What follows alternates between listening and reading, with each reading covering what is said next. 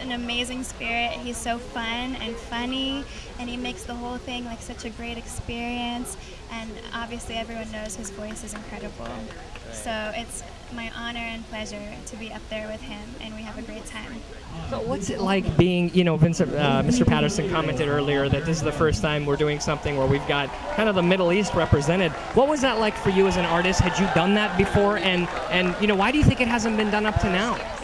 Honestly, I think that because of all of the political issues, it's a touchy position to be in, but I am definitely an advocate of peace, and I think that all peace is good. So I'm proud to be representing that belief here today.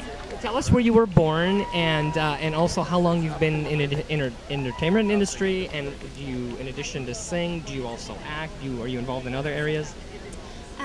I was born in Kansas City, Missouri. I'm a first-generation American. I still speak Arabic fluently. I've been singing since I could really speak, just for fun. But then the bug bit, the show business bug. When I was about 8, in my first performance at school, I forgot the microphone, but my voice is pretty loud. So the applause and everything just felt so wonderful to have that adrenaline rush and sing in front of others. So other than that, I had a song on HBO's Entourage.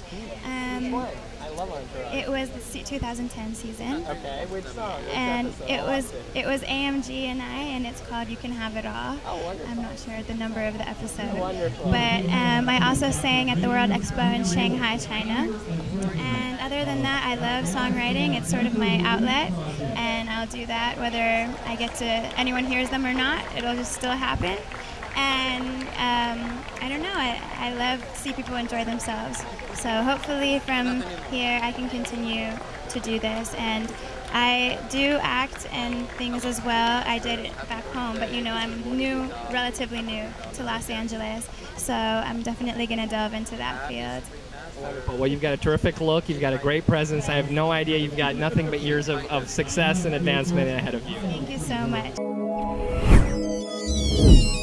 Hi, I'm Bonnie Story. I'm the choreographer of this show, and I'm excited to be here. So you have got such an amazingly storied past, and the projects that you've worked on, it's incredible. And of course, you've got the build of a choreographer and a dancer. Tell us a little bit about your background of how you got to be such a world-class choreographer. Well, you're sweet. I started out as a dancer.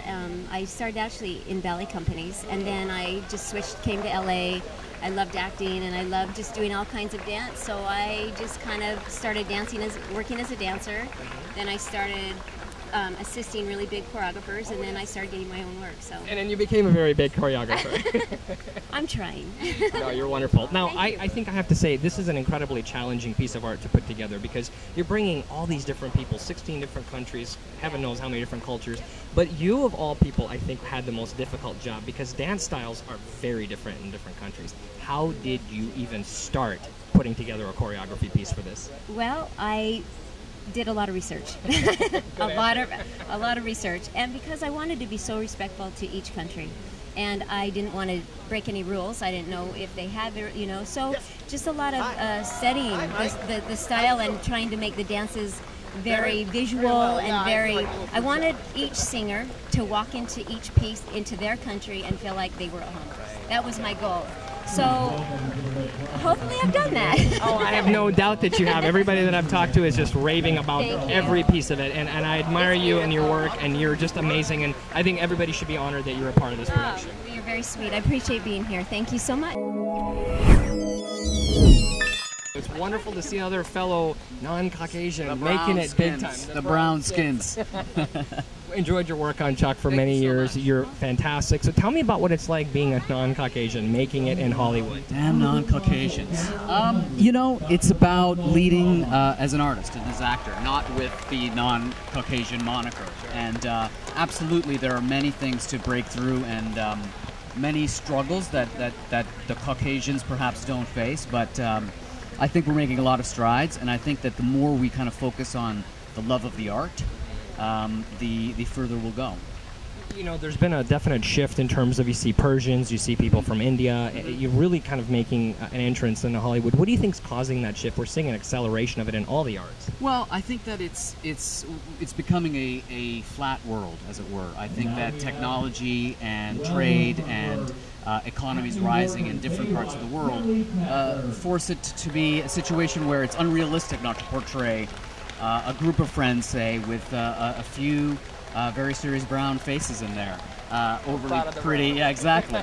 And so, yeah, I think it's that kind of thing. I mean, I could actually go on for a long time about this, but I think that when the world becomes flat and starts to gear towards more of a melting pot, you know, the art will reflect that, and our art often leads the way on these kind of things. I know a little bit about your belief system in that way, and I think sometime you and I are going to have coffee, and you can go on about that, because I'm built of the same exact fiber and character. Absolutely. So how are you familiar with some of the artists that are in Loving the Silent Tears? You know what? I'll be honest with you. I don't know a lot about it. I certainly I'm open and curious about the spiritual side of tonight.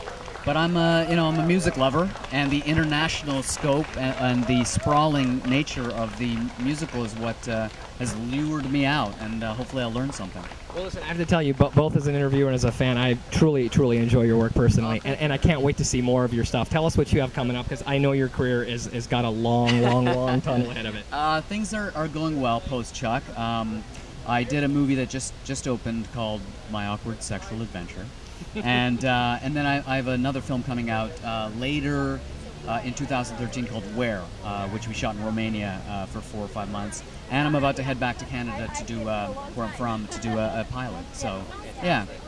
Well, where can people keep up in what's going on? Well, there's a Vixa High Facebook fan page, and I think that's the first place to go and land, and that's kind of got my goings on.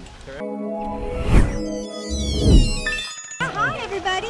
You know what's crazy? You might not believe this, but Baywatch was very popular in Iran. Very, very popular back in the day, so people love you. Oh, that's fantastic. I like hearing that. Wonderful. So tell us about your involvement tonight. Do you know any of the people in the musical? Are you here just to support it spiritually, or just to watch and love it? I get the privilege of emceeing tonight, so I'm actually really excited to be on that side of it. Well, you know, you look absolutely stage-worthy, as you always do. Tell us what else we can look forward to in your upcoming project. You're sweet. You know, I have a 10-week-old right now, so I'm busy being mom. She's my 4th. How is that possible? It's possible, trust me. She came out of this.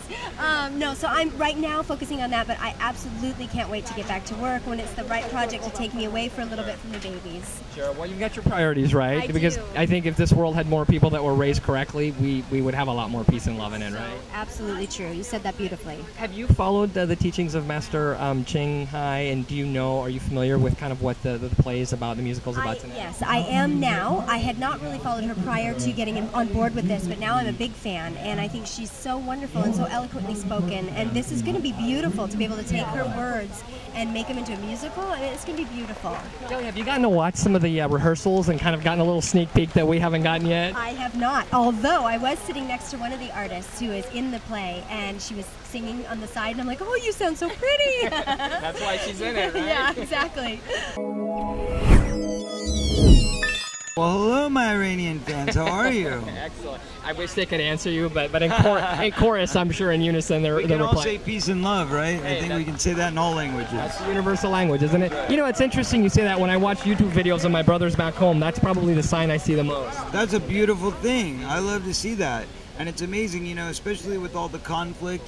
There's so much controversy, so much confusion. I think it's very, very important for people to realize, just like here in America, and I'm sure just like it is over there in Iran, you've got the real people and you've got the politicians. And we all know that the politicians don't really speak for the real people. So let's all remember that we're right here, you know what I mean? It's about peace and love. We're all the same. We're all one. We're all one being, you know? And all these political divides and all these barriers they try to throw up and segregate us and turn us against each other, it's all hype. It's all just to instill this fear-based stuff into our head. But at the end of the day, we're all brothers and sisters, and peace and love to all of us around the world. You know, I agree with you 100%. I always think about arts, music, and sports and sciences that really kind of are universal languages and bring people together. And what better example of loving the silent tears than something that really integrates the cultures? Tell us a little bit about your thoughts on this musical and kind of what you're here to support tonight. Well, of course, I'm very excited to be here to help celebrate the 19th anniversary of Qinghai Day. You know, it's a very amazing day to be even, you know, in the air of something that's done by the Supreme Master. I mean, I'm so blessed and so honored, and I'm very, very grateful that I was chosen to be here and represent. And I think it's going to be an incredible day. I'm very excited to see what they have in store for us. Well, Corey, I've followed your career for years and enjoyed everything that you've done, and I can't wait to see more from you. Oh, well, tell me what's next on the horizon, and tell our viewers. Oh, so much going on right now. I have 5 new films coming out right now, wow. So there's a lot in the works. I've got a new book that I'm writing, finally telling my story, so that's in the works.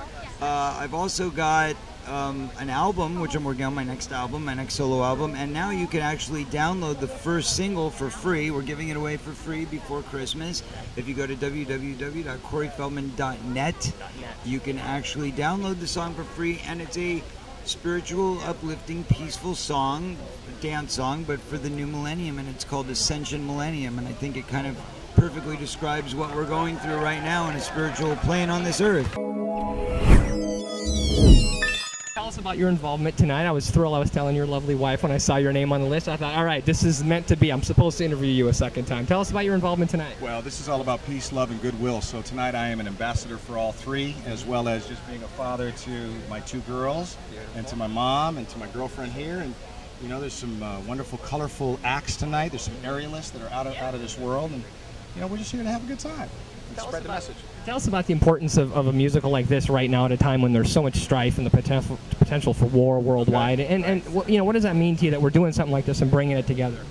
Would you repeat that question seriously? What did you just say? Yeah, I would. Right now we're at a time internationally when there's so much strife and the potential for war. And here we're doing something that's all about love and peace. Yes. And what are your thoughts about how that juxtaposes with what's going on in the world? Well, let's shock the world that there are places that people are enjoying themselves and spreading love. You know, it's all about a state of mind. You can think about warfare, you can think about making love, and I prefer to think about making love. How about that? عزیز، برنامه قسمت اولش و مصاحبه با ستاره‌های فرش قرمز تموم شد.